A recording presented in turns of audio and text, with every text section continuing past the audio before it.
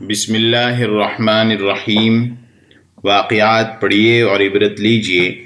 سبق نمبر 77، بحرین کا ٹیکس اور آپ صلی اللہ علیہ وسلم کا انداز۔ حدیث میں آتا ہے کہ مدینہ ہجرت کے بعد بہت سارے ملک فتح ہوتے چلے گئے۔ بحرین کا ملک بھی فتح ہو گیا۔ اس وقت اللہ کے نبی صلی اللہ علیہ وسلم نے لوگوں کو بحرین بھیجا کہ جاؤ ٹیکس وصول کر کے لاؤ۔ چنانچہ حضرات صحابہ گئے اور بحرین سے دولت کا ڈھیر لے کر آئے۔ اس میں سونا، چاندی، اناج اور غلہ، کپڑا اور دوسری مختلف قیمتی چیزیں تھیں۔ یہ سب چیزیں مسجد نبوی کے صحن میں جمع کر دی گئیں اور اللہ کے نبی صلی اللہ علیہ وسلم کو خبر کر دی گئی۔ ذرا سوچئے کہ اگر میں یا آپ اس جگہ ہوتے تو جا کر کم از کم دیکھتے کہ کتنی دولت آئی ہے اور کیا کیا مال آیا ہے۔ لیکن اللہ کے نبی صلی اللہ علیہ وسلم نے فرمایا کہ ٹھیک ہے، مسجد میں ڈال دو اور آرام کرو۔ صحابہ رضی اللہ عنہم اپنی اپنی جگہ چلے گئے۔ لوگوں میں شہرت ہو گئی کہ بحرین سے بہت کچھ مال آ گیا ہے۔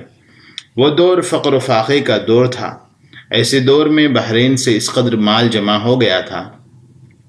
فجر کی نماز کا وقت ہو گیا تو مدینے کی مختلف مساجد کے نمازی بھی مسجد نبوی کے اندر آ کر جمع ہو گئے۔ ایک بھیڑ دوسرے دنوں کے لحاظ سے کچھ زیادہ ہی تھی۔ اب لوگ انتظار میں ہیں کہ اللہ کے نبی صلی اللہ علیہ وسلم نماز فجر پڑھانے کے لیے آئیں گے۔ چنانچہ وقت ہوا تو آپ صلی اللہ علیہ وسلم تشریف لائے۔ حضرت بلال رضی اللہ عنہ ساتھ میں موجود تھے۔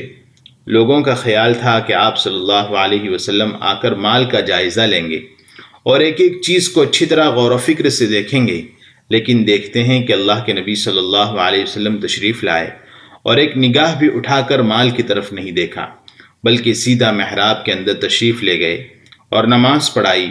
اس کے بعد مصلیوں کی طرف چہرہ کر کے بیٹھ گئے اور پوچھا کہ تم لوگ مختلف محلوں کے یہاں جمع ہو گئے، شاید تم لوگوں کو یہ خبر ملی ہوگی کہ بحرین سے مال آیا ہے، اس لیے تم لوگ یہاں جمع ہو گئے ہو۔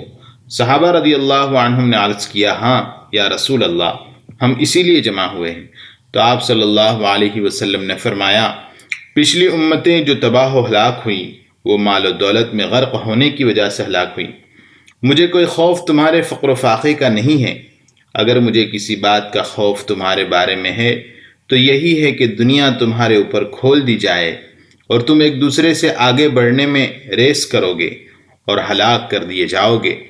پھر اس کے بعد مال کے پاس تشریف لائے اور حضرت بلال رضی اللہ عنہ سے فرمایا کہ تقسیم کرنا شروع کرو، جس کو جس چیز کی ضرورت ہو دیتے جاؤ۔ حضرت بلال حبشی رضی اللہ عنہ تقسیم کرتے رہے، یہاں تک کہ جو کچھ آیا تھا سب تقسیم ہو گیا۔ جب اللہ کے نبی صلی اللہ علیہ وسلم وہاں سے اٹھے ہیں تو یوں اپنا دامن جھاڑ کر اٹھ گئے کہ ایک پائی بھی اپنے لیے نہیں رکھی۔